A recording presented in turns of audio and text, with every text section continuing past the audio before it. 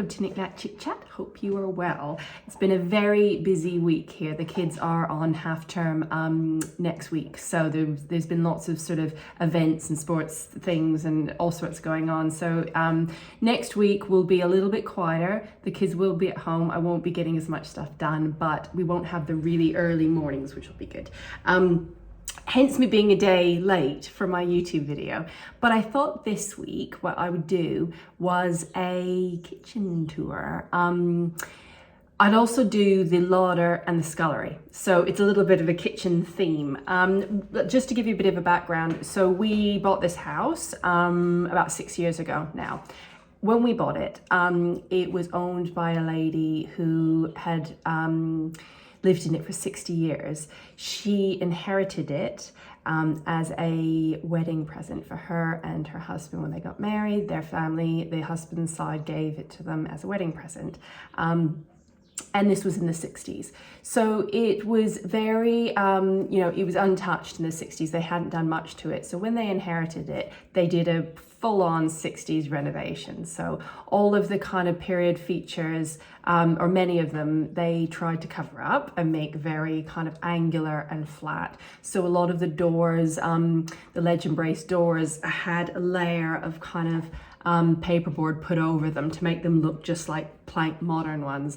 All of the board and bead on the walls had been covered up. The most horrendous thing that they did was the floors. We have all brick floors throughout the ground floor of the house. They poured concrete on all of the brick floors. And then they didn't stop at that. And then they put a layer of asbestos tiles on top of that, and then linoleum. So it was a treat. It was a treat for the eyes. When we moved in, we just scratched our head and looked at the floors and we thought, gosh, okay, we're gonna have to sort them out.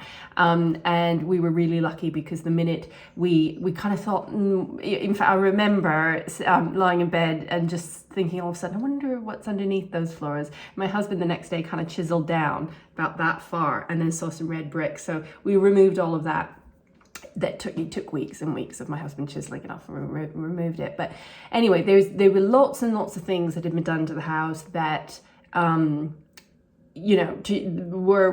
done so that it looked like a modern house, which was a bit bonkers because it really wasn't a modern house. The house itself, the oldest bit of the house, is 1440, so it's very old, very, very old, and it's a traditional, they call it a traditional Wealden Hall house. We're right on the border of Sussex and Kent, and you do see these timber framed houses. When you're going, and often when you see them, there's an oast house next door to them, because it would have been a farm, and the oast house, the big oast house, would have been next door, built to dry the hops to make beer. So that was kind of what was done a lot in this area, a lot in the farms and stuff, and that's what this house was as well. So so I thought I would show you the kitchen. I will start with the kitchen, and I will begin, before I show you the kitchen, with a before photo, because all I had 6 years ago, I wasn't doing any of this. I just took a few quick pictures, so I'll show you a little snap of what it looked like. The kitchen was very basic. There was really nothing to speak of there, and it was kind of falling apart. It had been really neglected. So I'll show you a picture, and then I'll continue and show you what we've done to it.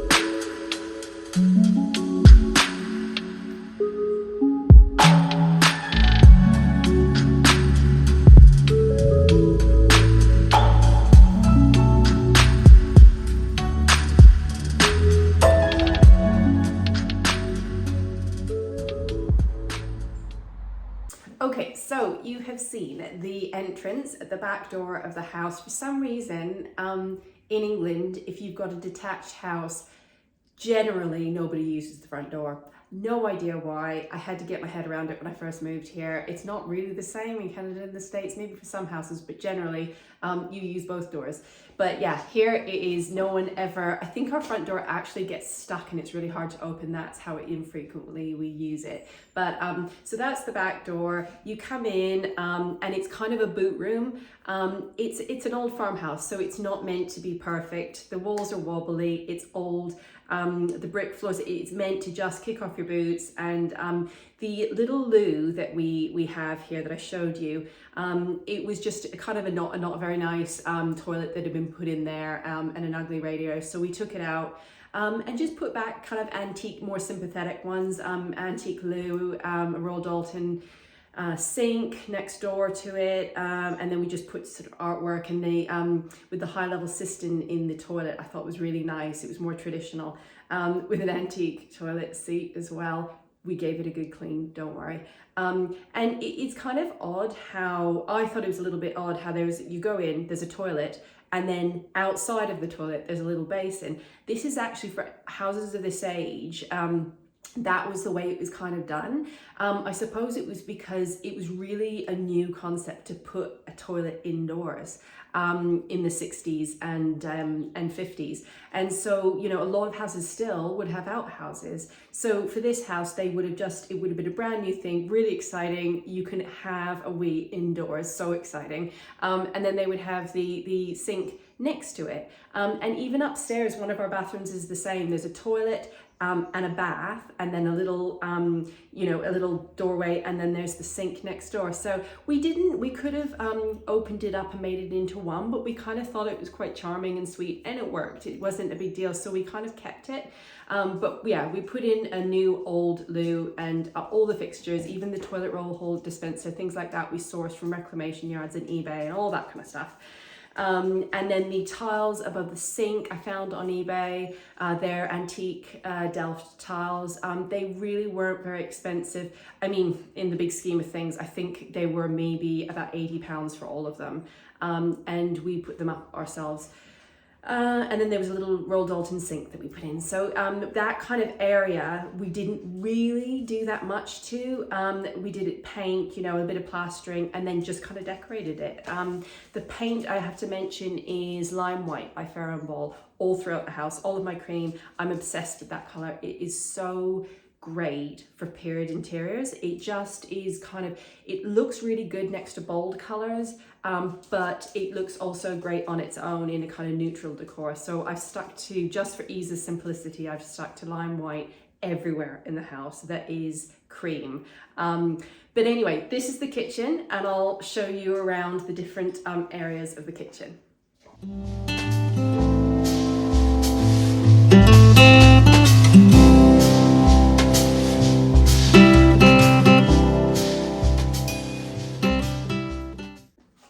Okay, I'll talk about the sink and unit and this sort of area around the kitchen sink. I apologise, my lighting is a little bit odd today. I've got a ring light trying to brighten it up a little bit because it is honestly the gloomiest of days out today. Anyway, all of the cabinets we put in. We had a really lovely local two fellows that built them for us. We designed them, and we wanted them to look of the kind of era of this kitchen. The kitchen would have been 1740 it would have been, Georgian. So the kind of proportions of the cabinets, we wanted them to look of that era. So all of them we designed. This sink unit we designed. I get asked so often where this is from. This we found on eBay. There's a brand called Armitage Shanks that still make them. It's a ceramic draining board. This butler sink, the double butler sink we found on eBay, it's antique one. It's an antique one. It had been refurbished, so you can reglaze, just like baths, you can reglaze sinks. And I really liked it because it was cheaper than buying a brand new one, and also it kind of, everything that we put in, we kind of wanted it to look like it had always been there. So the sink we got on eBay, I think the sink was only around £100. It was pretty good. And the draining board, I can't remember how much that was. It wouldn't have been that much, but yeah, I think they go really, really well together. And this is honestly the best thing. It's so handy when you're doing the washing up to just put things on. And it's got a slight tilt to it. It's not attached to the countertop or anything. It's because it weighs so much, it just kind of sits there. And then the countertops are oak. They're oak countertops, and we've sealed them with like a boat deck polish that is waterproof. So that's what we've used on that. It has lasted good 6 years, so it's fine. It's really, really good. And then all of the cabinets we've got here, the rubbish bin. I'm not going to show you my rubbish bin, but the rubbish is in here. I've got a great big rubbish bin in here, and the sink cleaning stuff and everything. And then I'll show you this bit, which I love. I designed this for all of my tea towels and everything. So it opens like that. And then we've got little drawers in here for all of my linens, tea towels. This is the recycling. So everything in here, we put the recycling in here. That's kind of things that we don't really use that often. And then sort of switches to the boiler, things like this. And then here, ta-da, is my dishwasher. So the dishwasher just fits in there. If it ever goes wrong, and we have to get it out, it's going to be a right pain in the bum, but it fit just perfectly in there, so we're really lucky, and it's quite handy having it next to the sink. So that's that sort of area, and then I'll go on to the Aga next. Okay, right, this is the Aga. When we moved in, practically the only thing that was worth keeping in the whole kitchen was this Aga. It's actually two. So this is the one, Bear's going to sit right here because it's lovely and warm, and she likes to sit right in front of it. This one here is an old oil Aga. So it's powered by oil that we get delivered, and it is hot all the time, so it never goes off. It takes about 10 to 12 hours to kind of heat up to full capacity. What we did was, it was right in the middle of this big inglenook that would have been a massive fireplace back in the kind of 1700s. What we did was we moved it over, because it was quite a bit of room, we moved it over, and then we added, we added this one here, which is an electric one. So it's an electric companion, and what we do is in the really hot summer months, we turn this one off, and we just cook on this one, which makes a big difference, for money, because this isn't cheap to run. There isn't any heat in the kitchen, so it does act as a big heater, and also it is so warm that it actually heats the bedroom above. We've got radiators above, but the room, anywhere around it really stays a lot warmer. It's lovely. It's I kind of call it the beating heart of the kitchen. It's lovely because when people come in, it's the first thing they do is kind of lean up against it because it's lovely and warm. So how it works, if you've never used one before, it's got two hot plates. One of them is the really hot one, and that's the one we use to boil the kettle. So you put the kettle on there. And then this one isn't quite as hot. So if you want to boil some water really quickly, you use this one. If you want the kind of, things to kind of simmer, you use the less hot one. I'm not a professional, I don't know all the exact temperatures, but after using it for 6 years, I kind of know my way around it now. You get used to it.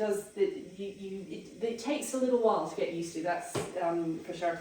But anyway, this is the top oven here. They open like that. It is self-cleaning, it cleans itself because it's constantly on. It goes way back, it's really deep, so you can fit like a massive turkey in it. It really is bigger than it looks. So that's the hot oven, and then that's the simmering oven. That's the baking, that's the simmering. That one's really good for slow cooking, so it's incredible. You can put, it's great for casseroles and stews and things like that. The top one I use more for baking, for roast potatoes, it's great. Jacket potatoes, they're just the best. They're so good. I'm trying to show you the kettle because it does the little whistle kettle. There we go. It's such a lovely sound. I love it, and especially in the autumn when we turn it on, that's the sound of the cup of tea, and then it gets very loud. So that's the oil Aga. We just turned that on actually now in October. We try and eke it out because it does cost a lot more money cooking on that. But we eke it out until it gets quite chilly, and then we're like, yeah, we've got to put it on. And then this one is just really simple. It's just like an electric oven. It's got electric hobs, and then just a grill, and it's basically an electric oven. So it's pretty straightforward. What do? We didn't really do that much. We replastered it. It was all kind of as it was, but kind of damp and crumbling. So all of this is lime plaster. We had to add all of that and redo it. And the reason we use lime plaster was because it was traditional and it breathes really, really well. And the whole thing with these old houses is that you have to use the traditional materials because it's breathability. And the minute you do things that don't breathe, you get damp, which had been happening. So after us using kind of lime mortar and plaster, it did dry out and it was just a lot healthier. This beam is beautiful. There's some gorgeous carvings in it, and it's this big oak beam. It's just really, really beautiful. And then I added kind of all our favourite bits. We added this shelf. I've got the mockaware and the Wally dogs and my willowware. I put them behind it. I just thought it's very English, very traditional, and it just really suited the house. And then these, I'll show you up close in a minute. These are gorgeous. I've got two of them on either side of the England. They're from an old butcher's shop. They were taken off the front of a butcher's shop, and I found them just at a junk shop. I think they paid like £10 for them. But they're little cow's heads, and they're just so gorgeous because they're made out of stone. But yeah, so I'll do some close-ups and show you my kind of cooking area.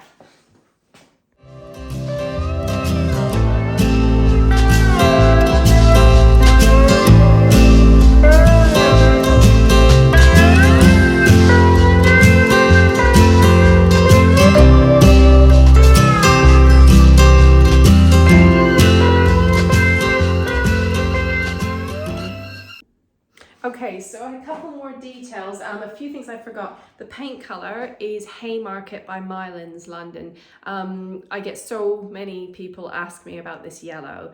We started off actually painting it dark green, Studio Green by Farrow, and I love the colour, but it just didn't suit the space, and it didn't feel right. So we did want a yellow, and I found it really, really hard to find the right yellow. I wanted it to kind of have a traditional feel to it. I wanted it bright and cheery, but I kind of wanted it also to be not too overpowering. And I think this one works. It's got a tiny bit of green in it, which I think really kind of mellows it a bit. But anyway, it's a hard one to find. We used a gloss finish because we wanted it to look really traditional.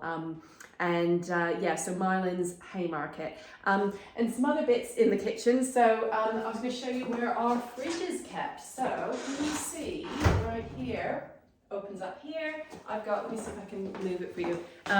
Like any busy family house, our fridge is covered in photos and everything, but that's where our fridge goes. And we were really lucky. We got one that was quite slim, and it kind of covers it up. I wanted all of the appliances to be kind of contained, and so that we could shut all the doors and it didn't look too modern again. So it was great to be able to put the fridge in there. I'll show you the scullery in a minute, and then that's kind of it. I've got my bread bins, all my antique bits there, my toaster. I wanted a kind of jolly toaster, my Doolit toaster, and then again more willowware, lots of blue and white. And that's it really. The round kitchen table we were given, it was really funny. We'd ordered a bit of furniture, some antique oak furniture, and they were antique dealers. The people came and delivered it, and I was chatting to her for ages, and we literally just moved in. We had no furniture, and she said, "Oh, you don't want a table, do you?" She said, "It's really old. It's a bit wonky." And I was, "Yes, please." You know, we just moved in. We had nothing, and she gave us the kitchen table. It's oak, it's round, and it's lovely. I mean, it's a little swivel top table. I can't remember drop top table. So these go down if you want them to, but it's just the perfect size for this kitchen. And now having a round table, I would never go back to having a square table. I've got a long, what do you call them? Refectory table in the dining room, but it's so much more social, I think, to have a round table because no one feels like they're left out at the bottom end of the table. So yeah, I think if in the future I would always have a round table. They're a good kind of, just a bit more intimate, a bit more social. So yeah, I will now go on to the scullery and show you my other favourite little room. It's a very handy room.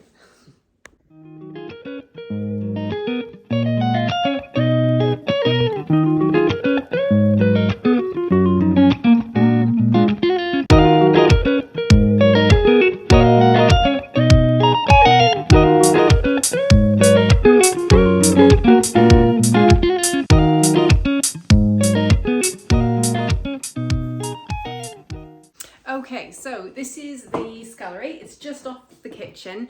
It's the most useful space. It is so handy. Again, when we first moved in here, it was horrendous. It had a flat ceiling and it was covered in linoleum. The floors were covered in linoleum. There was damp, there was mold. The windows were all rotten. It was horrendous. But stripping everything back, we found that the bones were really, really good in the room. And it was just a really practical room. So it would have been built in the Victorian times for doing laundry, which is kind of funny because it's exactly what I use it for now. But it's kind of evolved into a sort of multi-purpose room. So although I've got my big washer and dryer there, you can tell I'm Canadian. I like a big washing machine and a big tumble dryer. The little tiny ones in England, I couldn't get how small they are. They're all quite small in England. But so I did want my Maytag American style washer and dryer, which Mr. T hates, but I love. But we also use it not only for doing the laundry, but it's kind of an office sort of area. I often work on my laptop. Mr. T can do his work here as well. And it's nice because you're still close to the kitchen and close to making a cup of tea and that kind of thing. But you can shut the door and have a bit of, a bit of focus. And the kids also like to work in here and do their homework while I'm cooking. So it's a really nice kind of useful room. Around Christmas, it's really great because all of the big bulky bits of grocery, that kind of stuff, we can put in here and shut the door. And it's great for storing all of my china, which I will show you. There's lots of, I've got a lot, believe it or not, I've got a lot of china and crockery. So we've got some antique dressers here that we put in. I kind of didn't want there to be a lot of color in this room. I wanted it to be quite neutral because it is such a utility space. I didn't think that we needed to sort of over decorate it, so it's all cream, it's all painted, all of the masonry is sort of painted cream, and the woodwork, lime white by Farrow and Ball, and then everything in it is just pine. The floors are pine, I believe, and when we took them up, or when we took up the linoleum, we found them, we just simply oiled the floors. And then all of the furniture is kind of pine as well. This pew is really beautiful. I got that when I worked at Liberty's years ago in a staff sale, and it came from the restaurant in Liberty's, and it's a real kind of arts and crafts pew, which is not the most comfortable thing in the world. I put lots of cushions in it to try and rectify that, but it looks pretty. So there you go. Yeah, so that's kind of it with the scullery. Really, really useful room. Bear sleeps in here in the evenings, and she likes it. We shut her in here, and this is her kind of domain in the evening.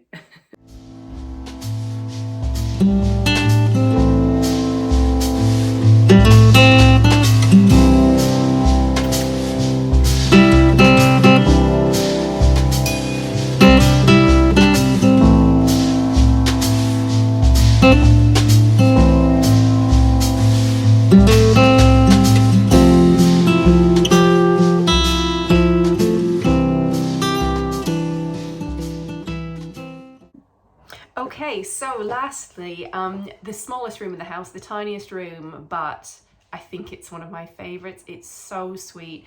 It's the larder. It's a traditional Victorian larder. And when we viewed the house again, it was just in such a state. The lady apparently kept her ducks in here. So you can imagine in the Welsh dresser, in the cupboards, the mess. There was a lot of mess, but we cleared it all out, and what it really needed was just cleaning and replastering and painting. So I chose a really kind of sympathetic and neutral cream. It's called Farrow's cream by Farrow and Ball, and then again it's the lime white from Farrow and Ball for all of the woodwork. And I hung a lot of the baskets on these old meat hooks. We added the meat hooks that we found in reclamation yards and eBay and that kind of thing. Anything like that, those wrought iron hooks are really, really handy to hang things. And I hung lots of my baskets. As you can tell, I've got a little bit of an affinity towards wicker baskets, but because I think they just always look really nice in older houses and new houses. They add a kind of organic sort of softness. I think it's quite nice. And then yeah, the Welsh dresser was here. We added this unit here. Sorry, this is quite tricky to do the camera work with this. We added this here because it's the switchboard for all the electrics, and it wasn't the prettiest thing, so we kind of got this oops, sorry, you're dropping here. We've got this built so you can put all of the switchboard in here, and it just kind of covered it up and made it just a little bit nicer, and gave us a nice big ledge to put all of more of our china, our endless supply of china on. Added the antique or the vintage wine rack. You can never have enough bottles of wine just in case, or champagne. You've got to have a few bottles of champagne. And then yeah, mostly all my tins I put in here. I've got a little tiny freezer that isn't particularly pretty, but very handy to have a freezer, an additional freezer, especially when you've got quite a small one in your fridge. And then I keep all of my jams, and my jam jars I always keep to reuse each year. So yeah, that is my Victorian larder.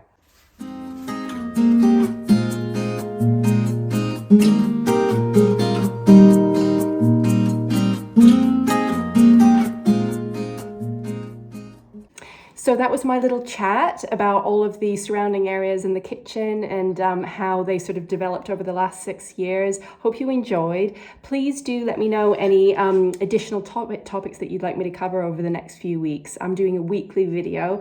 I was thinking maybe next week I would do something a bit fashiony. I haven't really gone into that topic yet, so I'd love to do that. But please do give me any recommendations, and don't forget to please like and subscribe. That would be great, and I will speak to you next week.